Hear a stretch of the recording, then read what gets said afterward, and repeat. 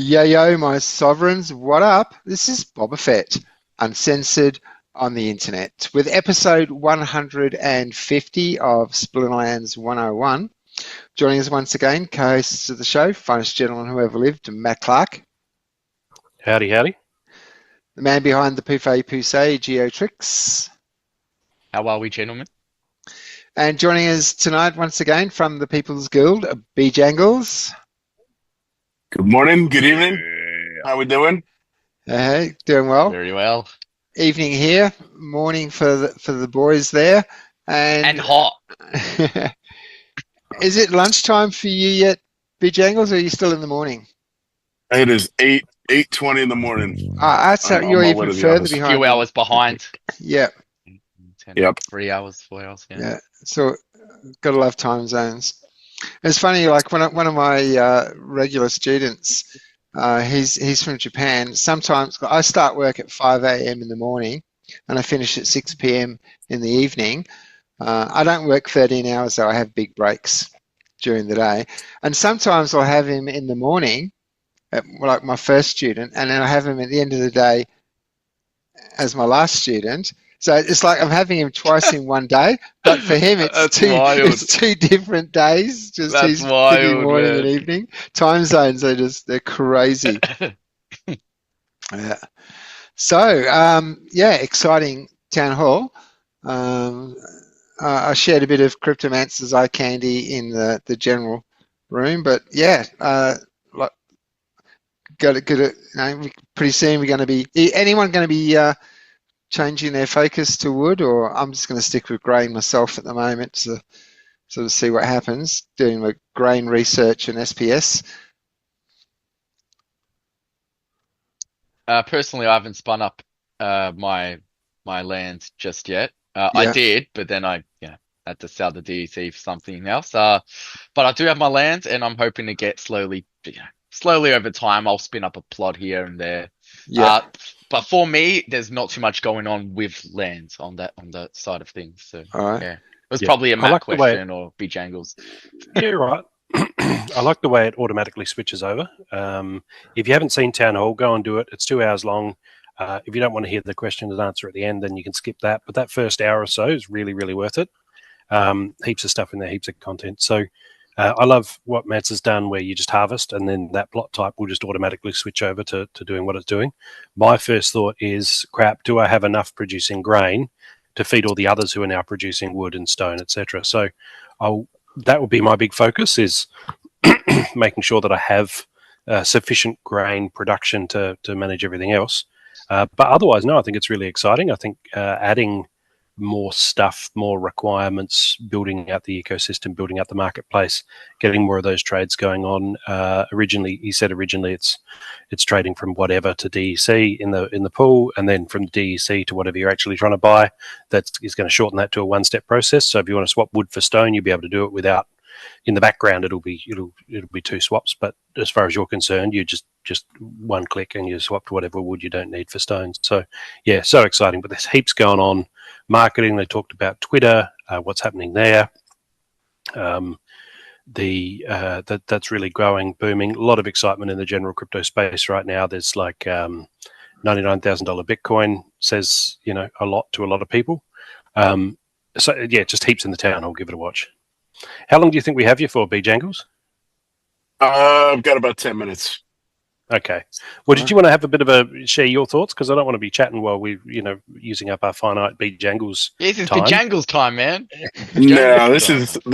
I'm just a fly on the wall, folks. It's this is the 101 crew. I honestly just wanted to pop on and offer you guys congratulations. 150 is no small feat. So well done.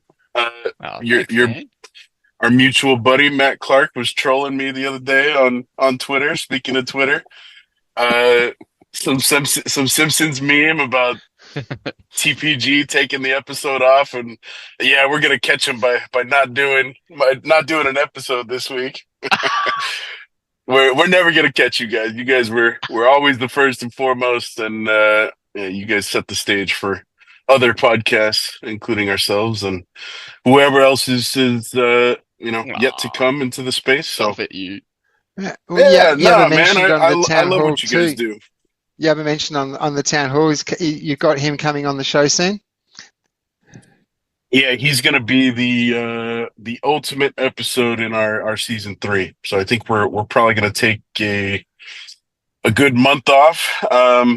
So Mhm. you guys will widen that gap a little bit further. But yeah, he's teed up for, I want to say, the 17th, 18th of December. So it should be, I would imagine, maybe the week before the final town hall of the year. But yeah, The Christmas episode.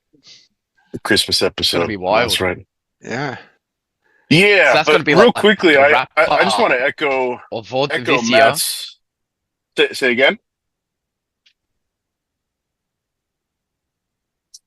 No, I just said it's going to be a wrap up of this year and maybe insights into the next. That's all I have to say. Carry on. Oh yeah. I just wanted to echo what MC was saying, man. The town hall, the first, man, 75 minutes, absolute fireworks, a whole bunch of really exciting stuff. 6 big projects, excluding the next card set, is exciting. Things are lining up, man, and like you called out, Bitcoin, I think it got within 140 bucks, $120 or something of hitting that landmark 100K. Solana hit an all-time high yesterday. Yeah, things are really heating up, and Splinterlands seems like it's in prime position to catch a lot of the windfall from crypto stuff if we can, knock these projects out and set ourselves up for a big Q1. Exciting stuff. I really think it gets fun around Bitcoin at 115, 120. To me, that seems like there'd be enough people that say, okay, this is enough of a win that I'm going to diversify into other projects that haven't popped yet. And that's when I think Splinterlands starts getting some love. So at the moment, I think there's just this mentality that Bitcoin's got room to go up quite a lot more before they want to start DCAing across into something else. So 110, 115, 120, I think that's our sweet spot. Well, Matt, what do you think about? I keep hearing that this is going to be the super cycle. There's all this institutional movement on Bitcoin. There's guys like Michael Saylor that are kind of setting the precedent of, we don't hold cash, we hold Bitcoin.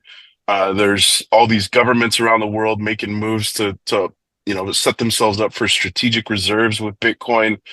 If we see somebody like Microsoft or Apple start embracing that MicroStrategy approach, holy shit, man! Like we could go from 100K to 250K. That could just be one massive fucking candle.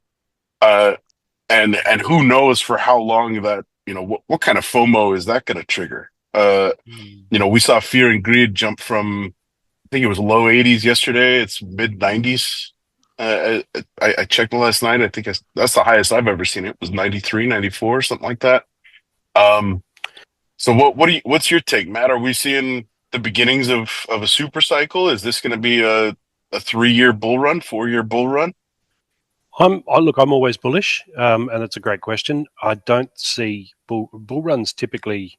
I mean, depends how you define it, but normally we're talking like 6 months, really, where it's sort of at the peak at the most. The sustained long bull run, it's if you look at the price history, it tends to be a big high peak and then quite a long time in the doldrums and then another high peak. And of course, today's doldrums are beyond the imaginings of yesterday's peaks if you zoom out enough, right? But I really feel like when you say governments, that is a big part of this piece, right? This is a big piece of that puzzle. So right now on crypto Twitter, what I'm seeing is there's a playoff.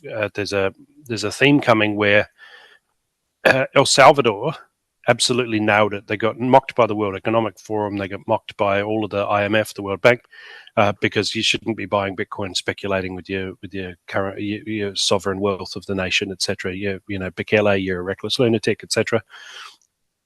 He actually bought with his country's money. He bought Bitcoin.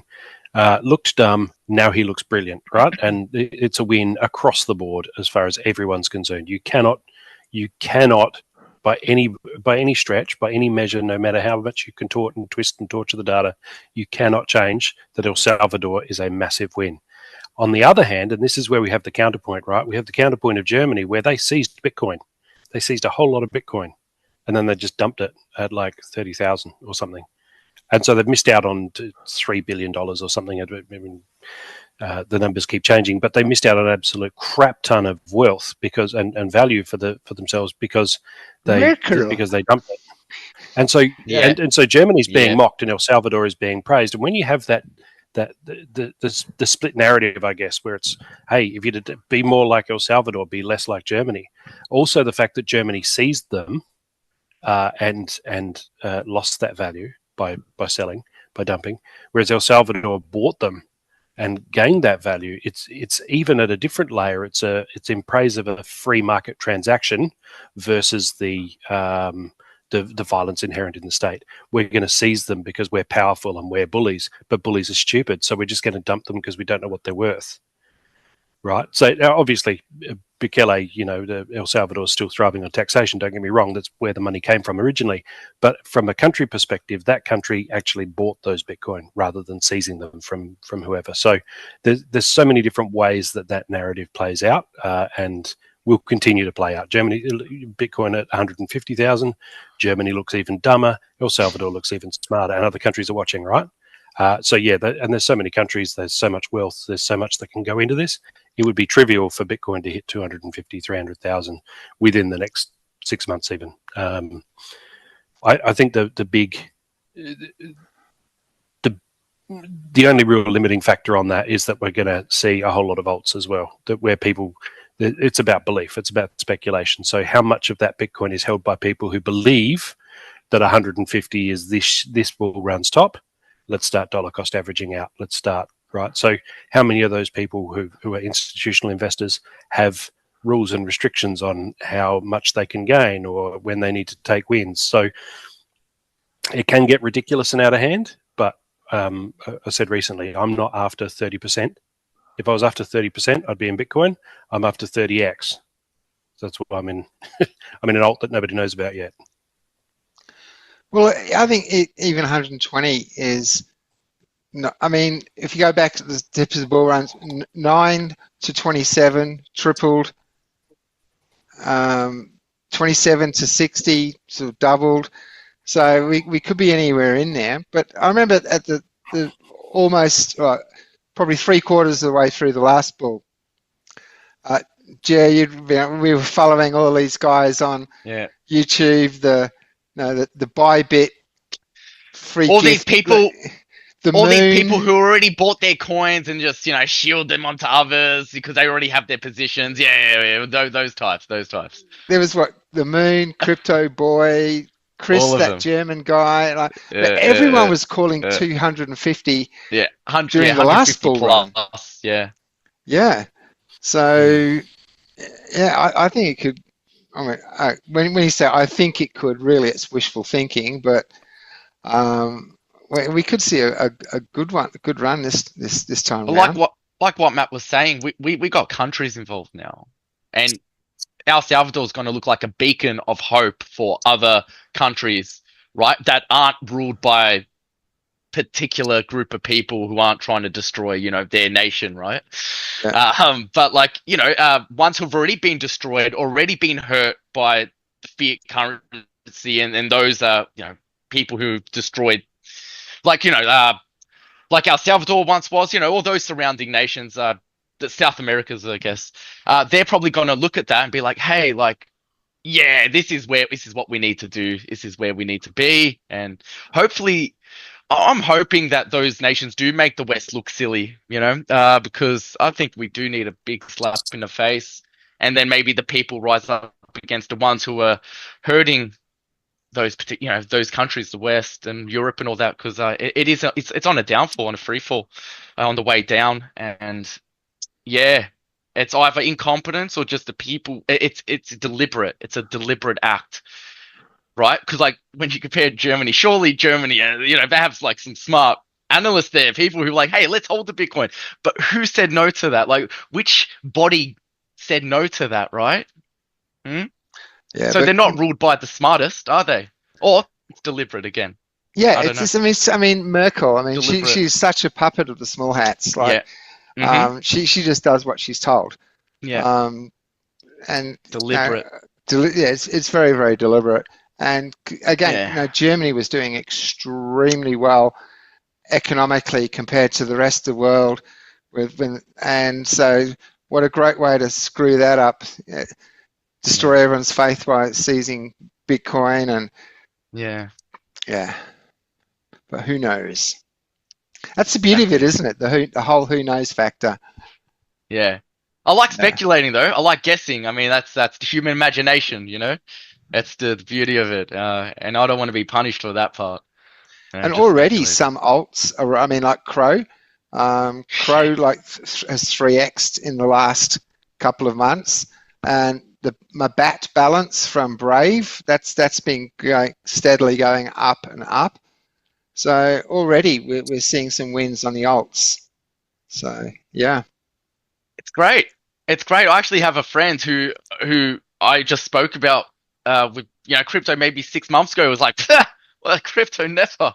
He just messaged me like, oh yeah, I'm getting involved. I was like, oh okay.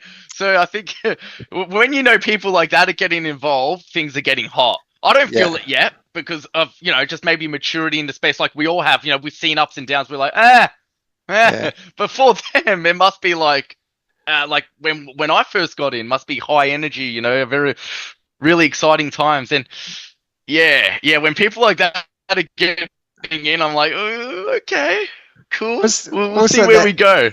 There's a lot more in the tank. The Lance guy from the coffee shop at my local in Bandura, when he was always asking questions, always interested. Yeah. But when Bitcoin hit 20K, it was like, it's too late. I've missed out. I was like, no, it's not too late. 30K, too much. It's too late. I've missed out. 40K, it's too late. I've missed out. And one of the last conversations I had with him before leaving the country was like, it's still not too late. Oh no, it's 40K. I should have listened to you at 20K. It's too late. It's too late. I'd love to duck back to Bandura for a quick coffee at the coffee shop and have a look to see where he's at. Yeah. There is something actually. There's something I'd like to raise on that point, and I've been thinking about this a lot. And if I could just put my DAO chairman hat on for a minute and make an official DAO chairman pronouncement, it is very easy for those of us who've been around and stayed in, whether that's in crypto or Bitcoin, and I've been out of Bitcoin for 7 years now entirely. So I've just been living the old life, but it's easy for us to say, I told you so, or, welcome back, mate. Look at all the gains you've missed. Particularly in Splinterlands, where I haven't seen your name in the battles, until SPS hit 5 cents and now you're back. That whole gatekeeping. And I think it's human nature, but we need to really be the community that doesn't do that. I think that the thing to keep in mind, the way to picture it is, let the losses do the taunting, right? Because someone who's coming back, they're looking at that and they're looking at all the rewards cards they missed out on by not playing, by not engaging. They're coming back and they're looking at the land development, the research points they didn't get because they didn't, right? And research might end up being a big thing, or the special rewards cards that they missed out. You get what I'm saying. It is up to us to welcome everybody back. We don't know what's going on in people's lives. We don't know about their preferences, their limits, their thresholds. We don't know anything about that. We have won so far because we're a great community and we need to keep doing that. So everybody, if you're listening to this, if you're hearing this, hear me. Let the losses do the taunting because they're doing that. We don't pile on that. We don't need to. The losses are doing that. We don't need to gatekeep when people come back. Genuine enthusiasm and excitement to see anybody who's back. So please do that. Do that as a favor for your chairman. But seriously, that's the vibe that we need to have. Let the losses do their own taunting. That's not our job. Yeah. But that's it, right? That's the thing. The friends who are asking me, is now, they're telling me about Bitcoin. I'm like, I probably wouldn't now. I'm personally not putting in any money at this point into crypto. And I was like, I'll just tell them what I'm doing. That's right. I was like, maybe now's not maybe don't do it. Maybe now's not the time. All right, gentlemen, I gotta pop off. I'm sitting outside the office, but look forward to listening to the rest of the show. Appreciate you guys, what you guys are doing. Have fun. Any see you guys final later. words Jangles, of thank you. departing wisdom? Yes. Listen to your chair dial, folks. Yeah. Let's burrow in on the solid community. That is the one piece that we've had in spades for as long as I've been here is the awesome community, and it's our duty to pay it forward to the next group of folks that come in. So yeah. Words of wisdom from Matt. I'm just gonna echo that. All right. Let's be good to the new neighbors that are coming in. Indeed. All right. Cool. Thanks All right, for gentlemen. popping on, man. Catch you Congratulations. later. Yep. Thanks, man. Cheers. See you, Jangles. All right. Good dude. Just on that Yeah. too, I had an idea of it's been running around in my head. I always loved the Phantom as a kid. The Phantom that goes to walks. Goes to walks. Comics. And he when he dies, his son takes over. So as far as people are aware, it's like this immortal, being, the Phantom. And I was thinking about the DAO chairman role. So I've actually spun up a new account on Hive only a couple of minutes ago, just called the Chair. And nice and simple, right? Just the Chair. I and like that's it. for The electric chair. yeah. Well, if the globalists win, then yeah, probably 100 crimes today that Peter Griffin in the electric chair. Me being executed in 2030 for being straight. So I've spun up this account, the Chair, and the foundation members have access to the keys. So if I'm hit by a bus, then the Chair will continue hiring you. The community can elect a new chair. That new chair will then take over and post on behalf of essentially making it the role rather than the person, because I always look for ways to safeguard anything from my absence. So I've done that. There's no plans in my mind to power down any earnings, any rewards from that account. It's not going to play Splinterlands at least yet. I haven't really thought that through. It's really just for blogging, just thoughts like that. I'll post soon my thoughts about not mocking people who come back, being a decent, good community. So if you'd like to follow my thoughts and then the thoughts of whoever takes over from me in whatever circumstances down the track, go pull up your Hive and follow the Chair. And also, just to reiterate what Matt said in Town Hall and what Blazikos is doing, head over to Twitter, find the whole Splinterlands. I think SPS DAO is the account, and just follow a whole lot of Splinterlands stuff. We want to really get Gold Matters is a good account to follow. We really want to get some traction and some momentum there, because people who are excited, like your mate Geo, people who are excited now because we're right on the cusp of 100,000, and it feels like the price has moved up a lot, but it's still under 100,000. So we're in that sweet spot there where people think there's opportunity, but it's also proved itself because it did turn out to be more valuable. So 99,000 is this like psychological, So do that. Follow the Chair. Head over to Twitter. Follow some accounts on there. Just a bit of a double call to action there. And I think what's going to happen is, as people get excited, they're going to come in and they're going to want to look for projects, good projects. They have a solid foundation, and we want them to find us and not some scammy crap that's just going to take their money and kill their enthusiasm. So try not to think about it as, it's a bit awkward getting out there and just constantly spruiking this project on various different socials. But think about it in another way. If those people are looking to spend some money, get involved in crypto, do it here, right? Do it here where there's good people, genuine good people who want to build a good, solid project and who want people to benefit from engaging in it.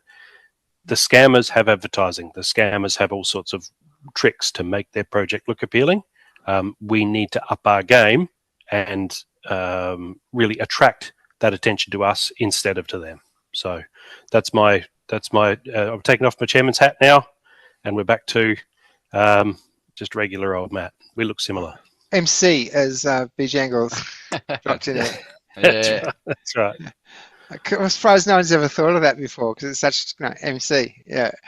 Actually, on that point though, before we do you want to put together maybe top 5 recommendations for people to follow on Twitter, and we'll pop that into the blog section. Yeah. Great plan. Yeah. All right. Well, 4 really, because obviously Boba Fett's going to be number 1. So then the 4 more that for people to follow. I'm assuming everybody who watches us follows us on Twitter, surely.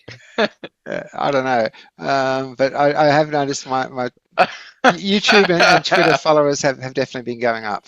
Yeah. So. Nice.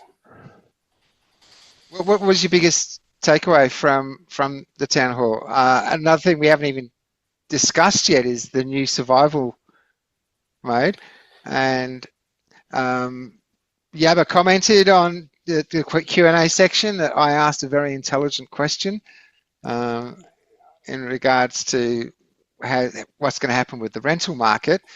If you saw that, because if you're not card stacking, I mean, if you're card stacking, this is the perfect platform for you. But if you're not card stacking, I think there's going to be a lot of people going to be renting cards. So boom, the card's dead. It's not going to affect my brawls. It's not going to affect my rank battles. I'll just put it back on the market and let it cool down there for a week. And I did actually post the same question on the Splinterlands post. And Yabba and this is embarrassing. Can't remember his name. On the SL mods. No. PJ? No. I'll check it out. I'll come back to you on the second half of the show. But we've got quite a thread going on this question. Yabba's pitched in a couple of times with some options of ways to address it. But yeah, I think it'll be interesting to see what happens. I mean, at the end of the day, if you need to be renting cards, then it's probably not the format you should be playing in. True. But initially, I think a lot of people will be playing just out of curiosity because it's something new. Everyone wants to try something new.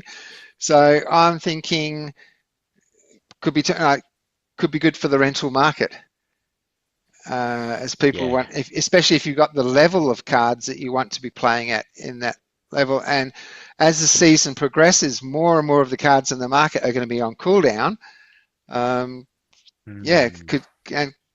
Everyone knows that the rental market does need a little bit of a spike. But yeah, there's an interesting thread developing on that post on the Splinterlands survival format. You can check that along. Make sure to give my comments upvotes as you're reading through. But yeah, what are your thoughts on survival mode? I like it a lot. I'm not sure if I'll engage immediately because my duplicates are all on land. That's been my big focus. But my big takeaway from the whole survival concept is one, you're right with rentals, but I also think there's a cap to how high those rentals can go, and that's the value of the Phoenix Potion that can resurrect any card. So I can see potential there for solid gains in the rental market, but not those moonshots where things get out of hand and you've got the one card that everybody needs and the like. I think the having the Phoenix Potions there takes all of that extra demand So we're talking about a reasonable return on rentals, sure, and like you said, scarcity and people really want to win and the like. Mm-hmm. But what I'm really picturing is two things. First off, if we're talking about the same SPS and potentially even glint rewards in survival mode as what you're currently getting in Wild and Modern, then whoever's sort of near the top of the leaderboard there could be getting phenomenal SPS payouts, right? If you're doing well in survival mode, and you're ranking up, you're ranking up well, and you're able to keep the cards coming in. You've got lots of duplicates, and you're actually winning. And there aren't any other people winning, and there's all this SPS to be won. We could see some really big payouts, right? Really, 100 SPS for a win, 150, 200. I don't know. It really depends on how many people engage. But as long as those earnings are there and people are getting those per win, that catches eyeballs, right? That gets attention, and other people then say, hey, I want to start engaging with this so I can get some of that. I'm in Wild Champion 2 and I'm only getting this. In survival mode, if I'd have got this, if I'd had this win in survival mode, I would have got however much more. So there's going to be that draw there to bring people in, but also I can see it being a more thrilling game mode to watch streamers, right? I would watch a streamer playing survival mode. Yes. Because he's going to, like, it's so much more engaged. Instead of just, did I win? Oh, I don't know. Yeah. Oh, I lost. Oh, well. All right. I'll just spin up another one. I've still got 42 energy, right? Who cares? Yeah. Instead, it will be, I can't believe how did I miss? How did he, what? Because all of when your core is down to 1 health, it's going to be, no! Exactly, right? Because that's like, oh, now I'm on cooldown it's going to be on cooldown for 3 days or 4 days, whatever the card is, right? So it'll be this whole, I need to, yes, I won, but I've lost my, I put my enchanted defender at the back and he's down. Yes, I won and it's great, but now, what am I going to do? I've put my enchanted defender, I use him all the time, right? So that whole mentality, I think, will make for more engaging, more exciting experiences for the players. And they're going to be thinking, hey, I just need to spend another $2 on buying a duplicate of this card. Should be right, mate. So it puts a bomb under the Chaos Legion pack prices. It burns a whole lot of DEC with people buying Phoenix potions. It's more engaging to watch on stream. I could see myself enjoying watching a Twitch streamer, right, playing survival mode. That's going to be so much more interesting, right? I play hardcore in whenever I play a video game, and that's the most reaction you'll ever see out of me. The most emotion you'll ever see out of me. I've got 12 hours in a character. I go up against a boss. Don't quite make it and I get killed. That's the moment, right, where you see that real passion and engagement. And I can see that happening where, like you say, Quora, crap, Quora's out now. I'm not going to see her again for 2 days. So in that mode, glads are allowed, but only with the rule set. Yeah. When it applies. Okay. Yeah. Okay. Sorry, I didn't read that. Yeah, I missed that. It's not just like all the time. Yeah. But Readily if you available have that rule for set any. You put your Cora in, she dies. Like, that's Cora for the next brawl. Yeah. And that's what Matt was actually what it alluded to. It was the fire under the cards, right? The churn through cards to need more cards when most of the people with the most cards probably have those cards on land. Yeah. So now you're competing with we need more cards, which is great. This is what they wanted. They wanted cards to be, that's how you deal with the supply, right? That's how you deal with, and especially with them being so cheap at the moment. And when you were describing too, like, I'll put this on the back and I'll put this one here and it's gone. What about the cards that we deliberately, like the martyrs that we put there, the whole purpose is to die. This could, like, we could see some muskrat sort of prices soaring, some fungus flingers. Like, this is going to put those cards in high demand because you play them to die. So if you want to start stacking something, I think you need to start stacking martyr cards. Yeah. Good call. It's funny, the least significant become the most significant. I need a loan. I need to buy every friggin' every martyr card on the market before this episode goes to air. If you're watching this, it's too late. Well, I'm hoping cards get more relevant because lately it seems like just more cards have been coming on, and there's like outside of like lands and all that, they don't just seem as important to me right now as SPS. Let's just say. Yeah. But at least with this mode, things can change, things might change. And we're going to see new lineups, new creative lineups that people have not thought of before. Hold on to that thought, Matt. That's all right. We've still got 30 seconds. Cards that lineups that we haven't seen before, because it's like, well, these are the only ones I have left, right? I'm going to leave now for 3 days because of cooldowns, but I've still got these guys. Well, I'll try this lineup and it works. And you're like, share this around because nobody thought it would work. So, and you only need a level 1 martyr. One B6 martyr. Good point. Yeah. Take them off. There's going to be a whole lot of new things that come out of this that we haven't even thought of yet. No, the rental market will just be one aspect of it. We'll just have to wait and see. Yeah. What I've liked are the little changes that they've made to the actual screen of the Battle battle, screen? like the battle screen and all of that. Yeah. I think it's gearing up, looking a bit more prettier. Obviously there's more work that can be done, but I really like it. Uh, yeah, I think it's becoming evident that they're paying attention And to that area of the and game they said that too, really there's needed it. updates to the mobile app coming Yeah, to, so the mobile app's going to be improved as well. yeah, yeah. Yeah. Yeah, and Eventually, the referral system as well. They touched on the oh, referral system update to, let's get the ball rolling with people actually referring their friends and family and the like. So, with the new player experience sort of kicking in and coming on board, there was also mention of reaching out to people who make content for. Hang on, you guys are both frozen. Are you hearing me? Okay. yeah, Yeah. Wow, sorry, your screens were both frozen. Making contents for content creators to promote. There was the referral system, and what else was it? The new player experience to do a competition for tutorials to go up on the site, to actually make tutorials to go up on the actual site. But that's TBD. I think I saw that in Discord recently, perhaps. So there's heaps going on, right? There's heaps that's really coming to fruition, and I think end of the year, start of next year, 2025 is going to be absolutely insane. Yeah. and the more like the new play experience, Matt, what you were alluding to, it's really Well, coming together. Yabba mentioned in Town Hall how he really wants to make it a thing where you don't need to spend any money at all to come in, buy packs, buy cards, whatever you want to do. Good. You don't have to buy the spell book in order to do pretty much anything. It's all just if you want to upgrade your game and have it as a crypto project, then by all like that. engage with it at that level. Yeah, but Yeah. if not, you don't have to, because people want to feel like they're good at something before they'll start investing in it. And I think if I was to come across the game in its current iteration, I would probably think, oh no, the whole thing's going to be just taken over by guys that are really, really good at it. I'm not going to ever win or earn anything in it, right?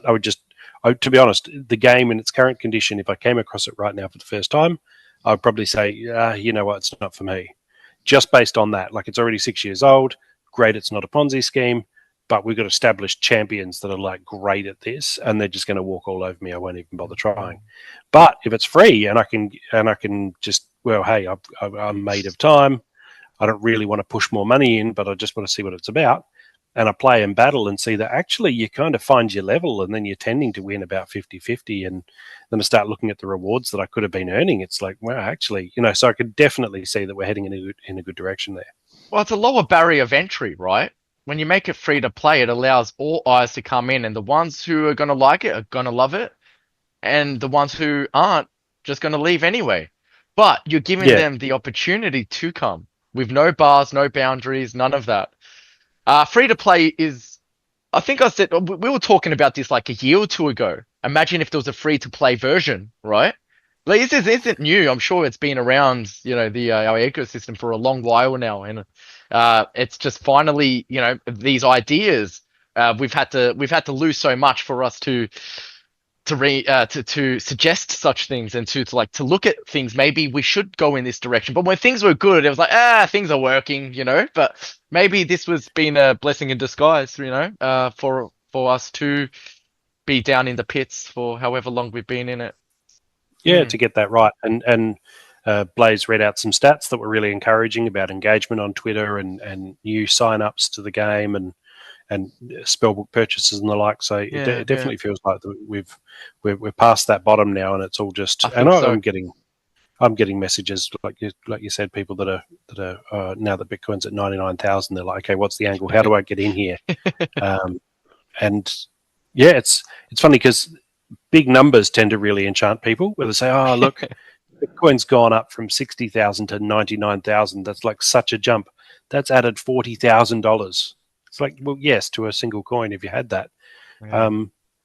But it's okay. Yeah, the token might have gone up 70% or something like that, which is fantastic. But it didn't go up 7x.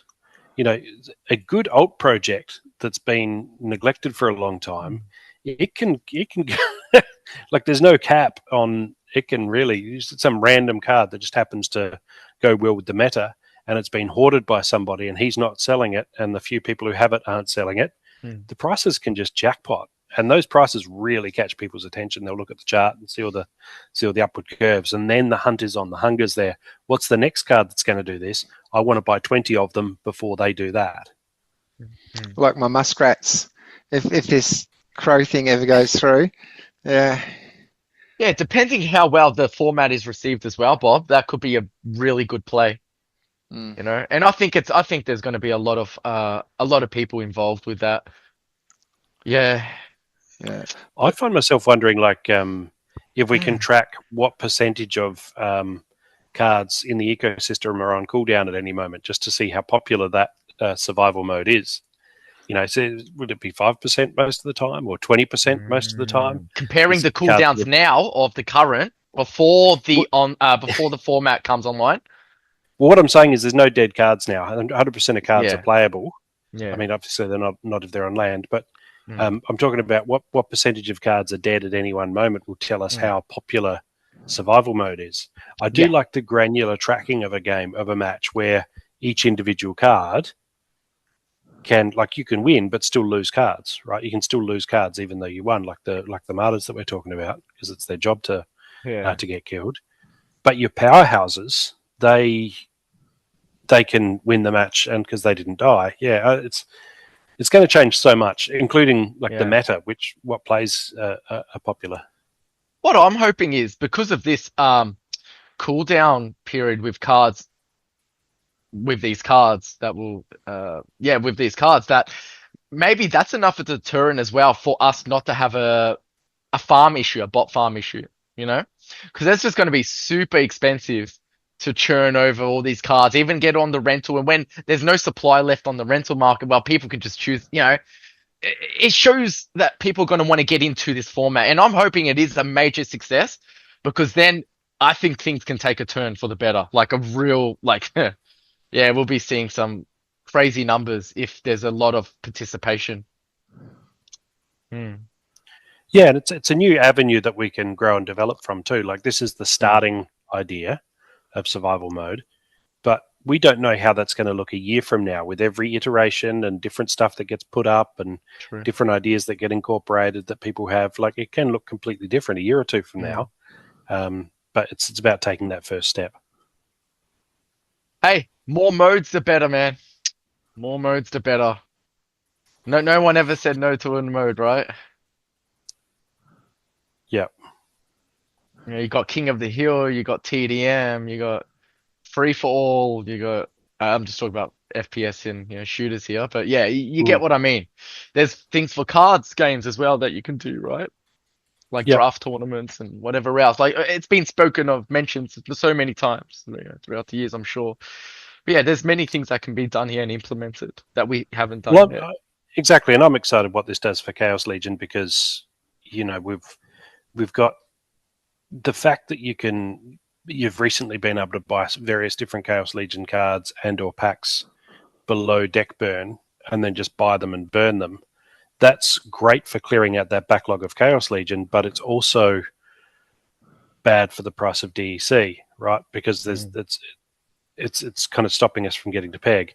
So if having multiple copies of cards so that you can do well in survival mode is sufficient incentive to, rather than burn those, but to actually say, I really like this card, I'm going to have a second copy or a third copy so I can use it a lot in survival mode. Then they go from being, I'm never going to need another copy of this. Like, I have it maxed in gold foil.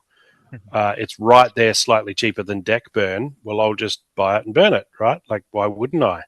Whereas now it's like, well, there's an opportunity cost to that for me personally. Maybe I won't do that. Maybe I'll hang on to it. And so then people looking at DEC, price and thinking, how is it going to get to peg? We've got all these burnable CL assets.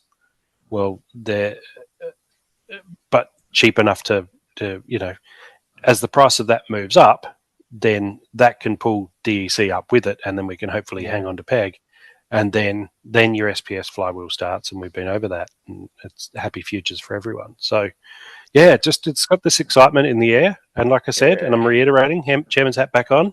Be kind to people who come back, right? Make sure you're kind to people who come back. I'm sure no one's gonna complain.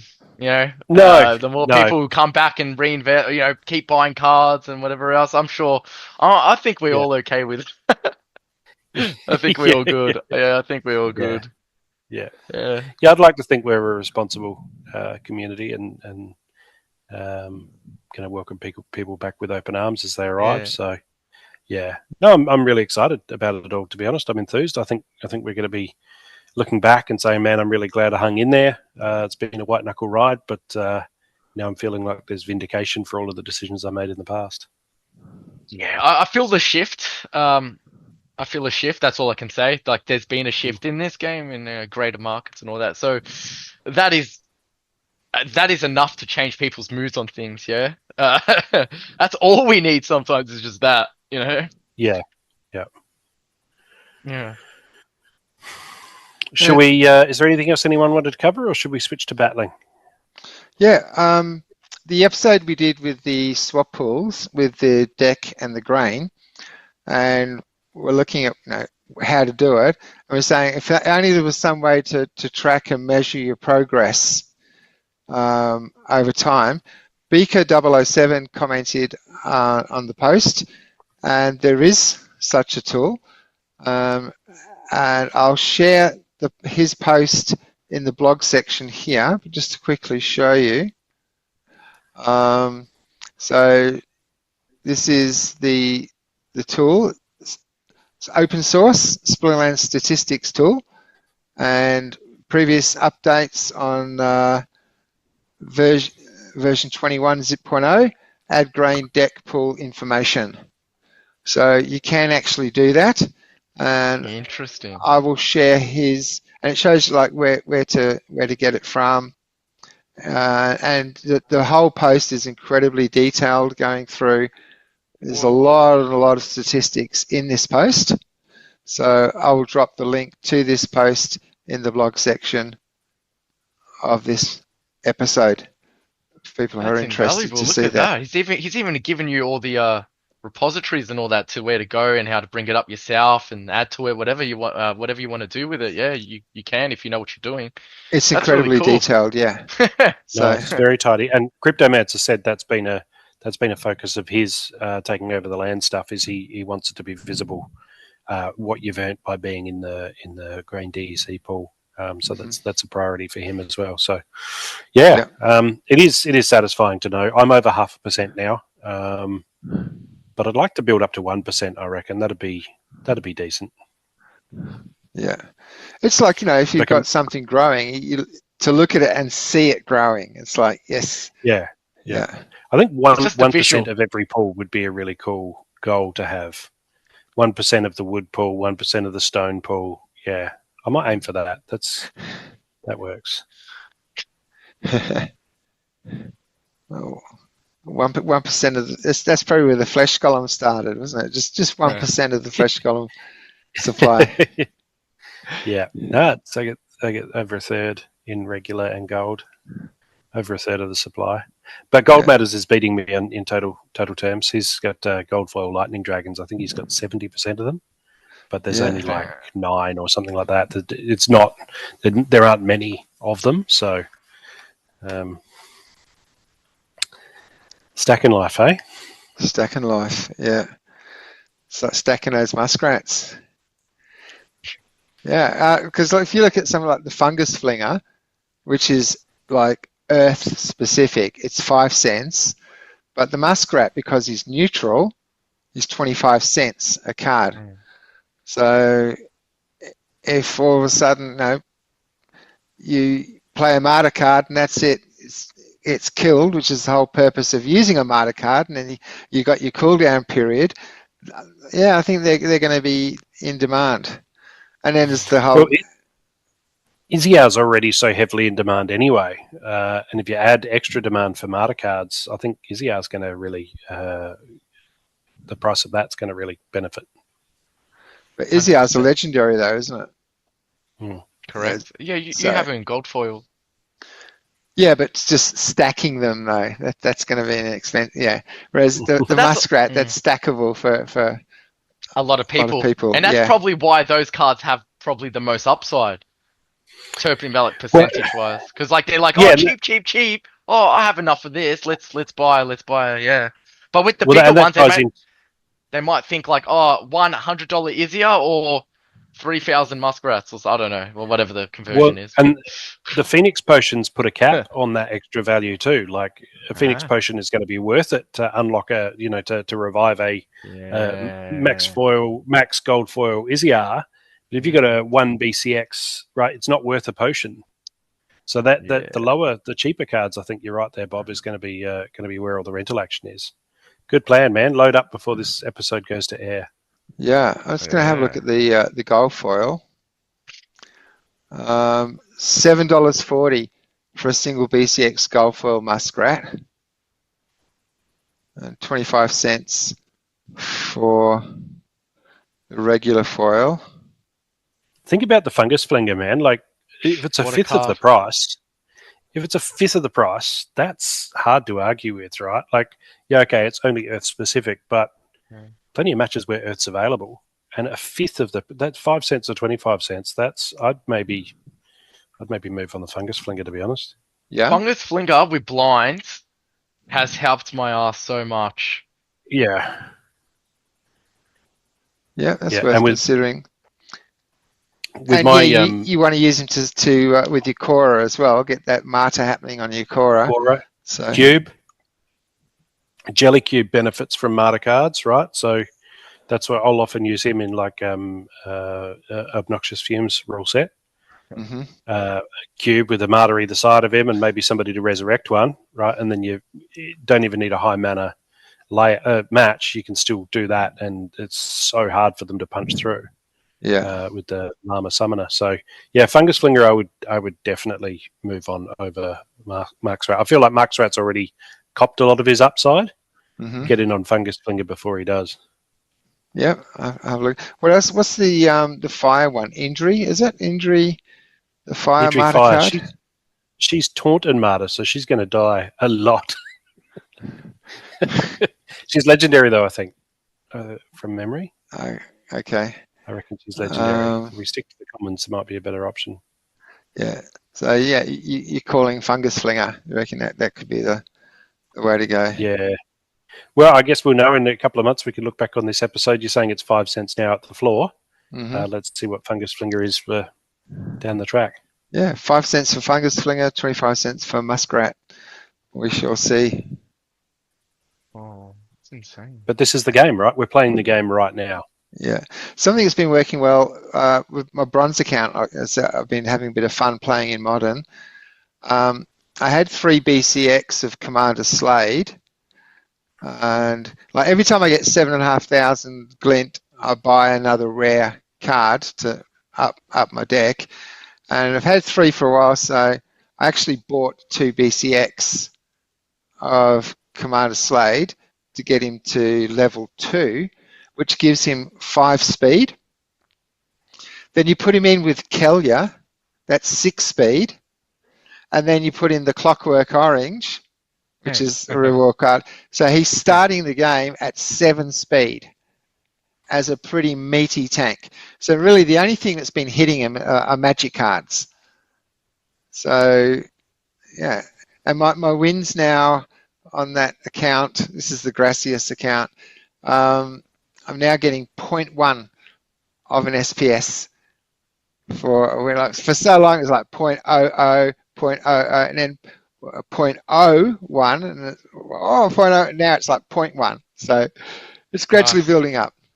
And I'm still spending my EOS rewards on rares because one epic card is 7,500, and I'm only getting like 2,500 glint at the end of the season on that account. But yeah, it's getting there. Might reach the point pretty soon. At the end of the season, I'm buying an epic card instead of a bunch of rare cards with the glint.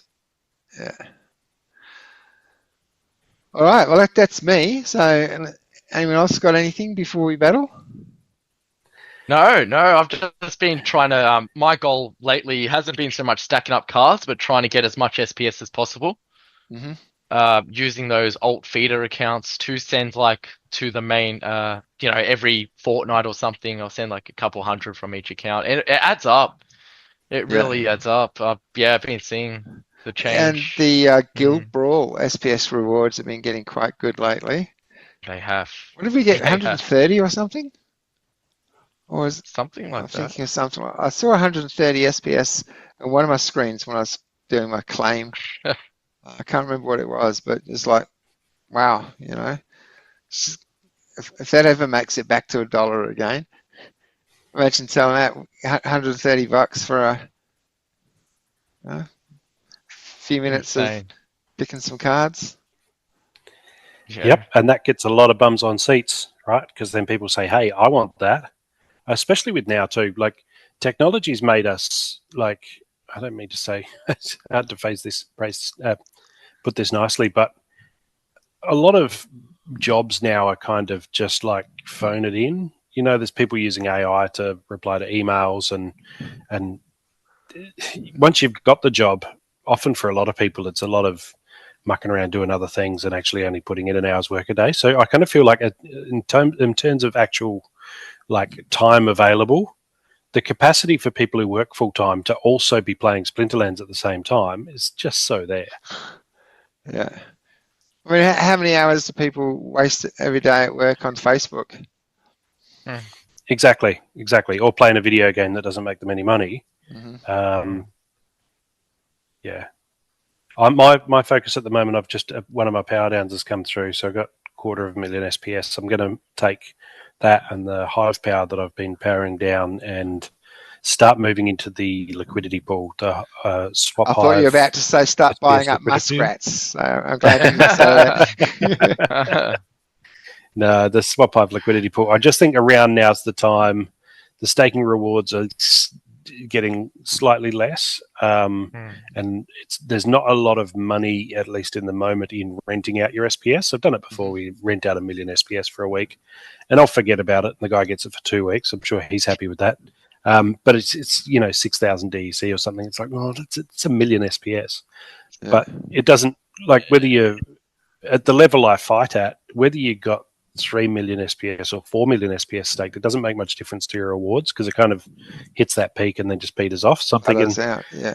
yeah, I might just put like half of, at least 1 million SPS in the SPS stop swap hive liquidity pool and just see how that goes, right? CTR PCH and I were having a beer the other day, and he was the one who sort of finally pushed me into doing that. So if you're watching accounts and seeing me power down, I'm not selling out. I'm just moving things around.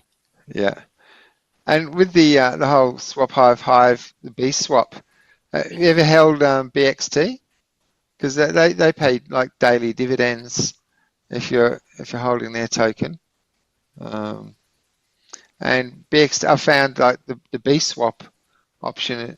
It's first of all, it's really, really handy when you're buying SPS or DEC, because you go to Tribal X and you click on the first one and you get 50 DEC, and you click if you want to keep going with the cheapest prices of them all. It can take you half an hour by the time you get down to how much you actually want. Whereas you just go to B swap, boom, boom, done. And when you convert, so if you got Hive in your wallet and you're sending it to Swap Hive, you end up with more Swap Hive than you had Hive. I mean, not a huge amount, but usually each time you subtract the fee, you've got less. So getting more is a win. Yeah, absolutely. Yeah, I'll look into that. I don't think I have any BXT, but I do like BSwap. Gerber, is it? Who does that? And DCD? Yeah. Yeah, he's good people. Smart, very smart. There's a lot of smart people in this place. Yeah. In this world. In this ecosystem. All right, Gio, last time we played, you couldn't battle because your bot was running. So do you want to take Matt on? The same thing's happening. Right now, even over 2 hours later than last time. Yeah, because like, what happens is every time it runs, it slowly... Yeah. It goes an hour forward. For some reason, it's just... Reset it like 2 hours before the show next week. Yeah, I'm gonna have to. Yeah. I just forgot. Yeah. All right. It's Well, I'll okay if you send. don't want to, Gio. Like, I get it if you don't want to. Yeah, Oh, no, that's the cool. bot will be running then. Yeah. Yeah, it just happens quite a lot actually. Just the last 2 times. But eventually, like I said, I don't check the game enough, and I don't even go on the Xbox app enough to really. I keep forgetting. The No, game your just hands are runs. tied. Your hands are tied. Yeah. You would have beaten me anyway, like obviously, but you know, you just it's all right, man. Tail between legs, that's fine. What are we counting this as 2 Matt wins or 3? What do you think, Bob? Geo can't battle. We're just going to rack that up on the scoreboard as Matt beat Well, him we've twice. we've probably only got time for 2 games, so There you go. Enjoy. we'll just call it whatever we score, maybe 1 each, and then 0 for Geo. That's it. That's just how it's gonna have to be. I like it. It shouldn't be like this next time. Yeah. Yeah. It's all right, man. We're just giving you grief. It's all We've good. done a lot of talking anyway on this episode, so Yeah. Did you get the challenge, Matt? I did, yeah, but Yeah. I'd had a battle, and it's on that Wild Diamond 1 unlocked. A few rewards, and it won't let me claim rewards, confirm. It won't actually give me the pop-up until I go through all Okay. this. So you need. What have I got? You just So you got your tier advancement rewards. Yeah.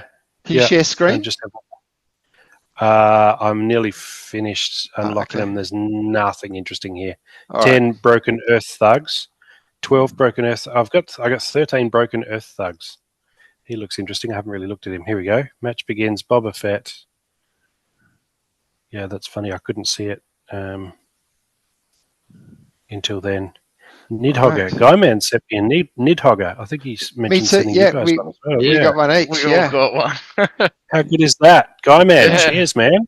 Yeah. Yeah. Thanks. That, buddy. I was going to mention that earlier, and then we got sidetracked, and I completely forgot about it. Thanks, Guy Man, for the Nidhogger. Yeah.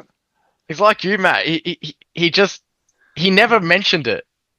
We just had to find it ourselves. And we're like, wait, gifted? What? Like, Hang on a second. Yeah. But that's a nice way to find out, isn't it? Yeah, it is. It is. It actually, yeah, it's you're right.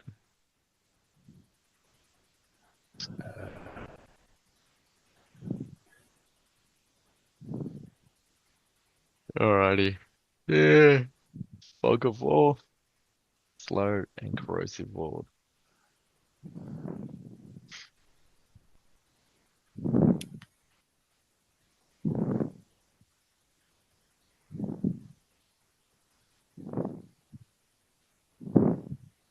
All right.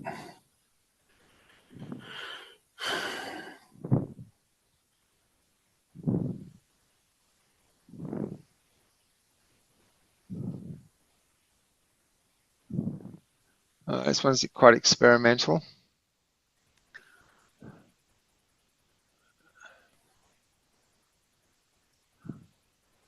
I made a big mistake.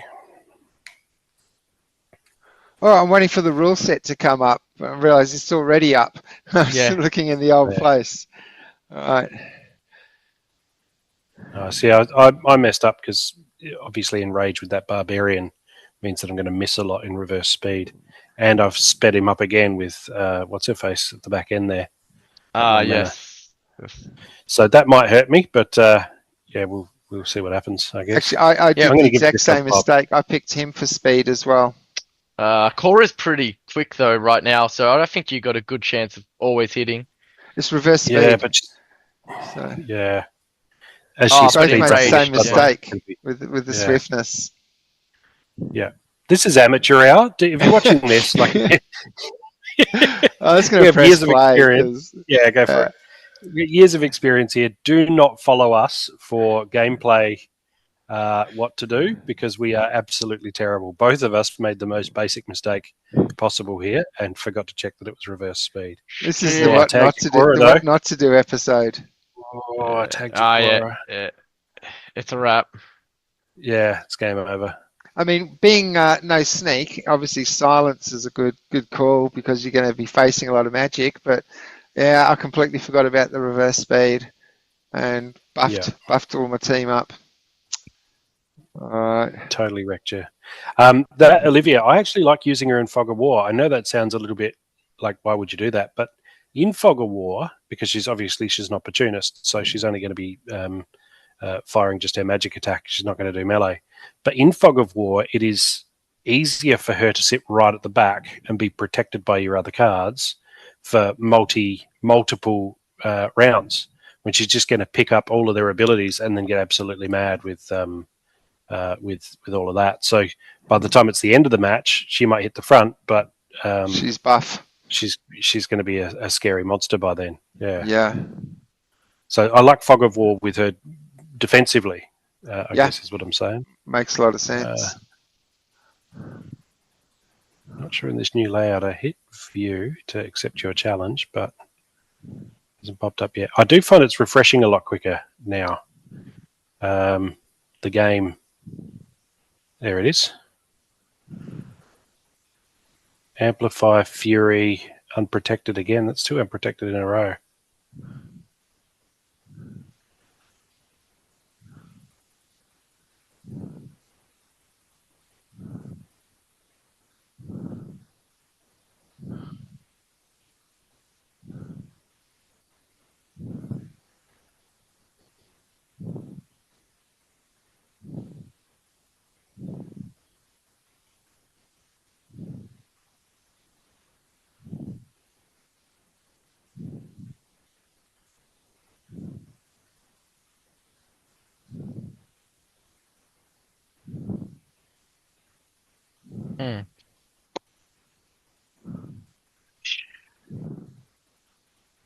This is a weird one.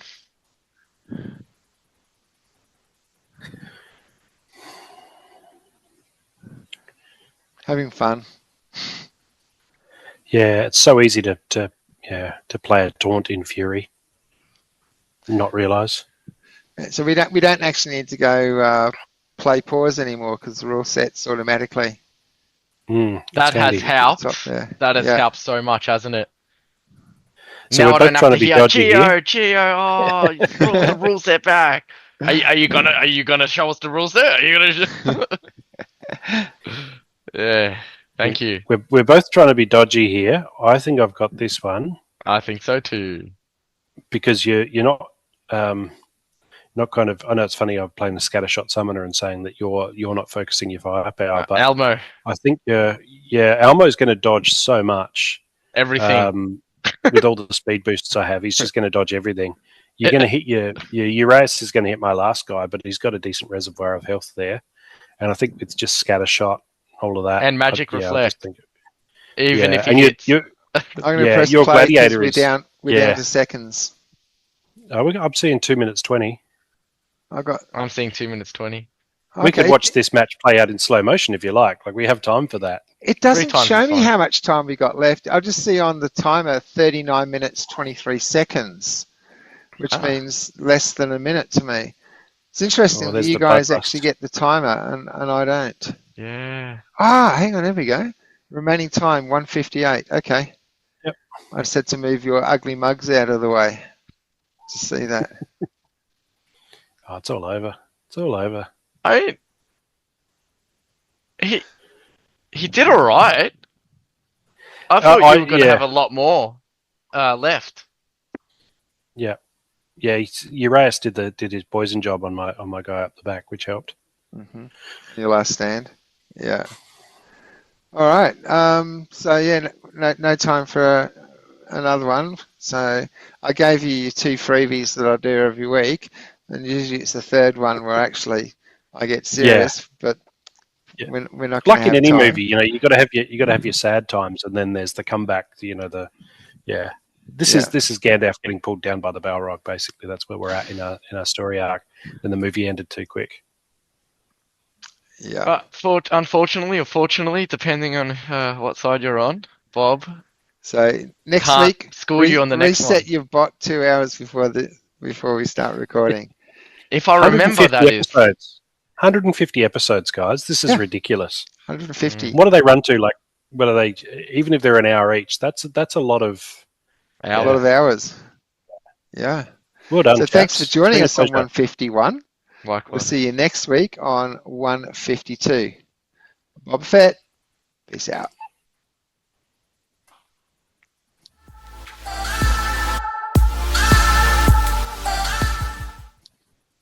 I think we're at 150, aren't we? Yeah, this is 150. Yeah. Yeah. You said thanks for joining us on 151. I'll see you at 152. You skipped ahead one. Did I? Just then, a second ago, you said Did thanks I really? everyone for 151. We'll see you next week for 152. Did I really? we don't have time. Sorry, everyone. Goodbye. See you next